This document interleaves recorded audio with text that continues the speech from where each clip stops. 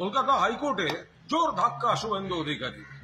Justice Mantha যারা অনির্দিষ্টকালীন রক্ষা কবচ দিয়ে গেছিলেন, আজ বিচারপতি জয় সেনগুপ্ত সেই রক্ষা কবচ প্রত্যাহার করে নিয়েছেন, খারিজ করে দিয়েছেন। অর্থাৎ তৃণমূল কংগ্রেস বা রাজ্য সরকার যা বলছিল তাতে মান্যতা দিয়েছেন। একজন ব্যক্তি কোনো মামলায় রক্ষা কবচ পেতে পারেন, একজন ব্যক্তি একাধিক মামলায় ক্ষেত্র বিশেষে রক্ষা কবচ পেতে পারেন, কিন্তু একজন ব্যক্তি ভবিষ্যতে কি করবেন সেটা না জেনে আদালত কখন রক্ষা কবচ দেন, কিভাবে রক্ষা কবচ দেন? জাস্টিস জয় সেনগুপ্ত মাননীয় বিচারপতি তিনি বলেছেন এটা চলতে পারে না অনির্দিষ্টকালীন, ফলে তিনি সরিয়ে দিয়েছেন। তিনি আরো কয়েকটি মামলা খারিজ করে দিয়েছেন, আর 5টি মামলা যাতে শুভেন্দু অধিকারী কোয়াশিং এর দাবি করেছিলেন তাতে এসআইটি গঠন করতে বলেছেন, এসআইটি তদন্ত করবে ওই কেসগুলো।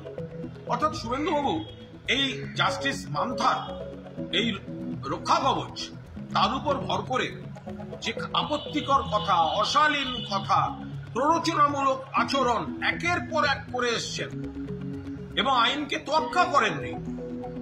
আজ এই রায়ের পর তাকে গোটা বিষয়টা দেখতে হবে, খতিয়ে দেখতে হবে। একে কি বলে জানেন? একে বলে জোর সা ঝটকা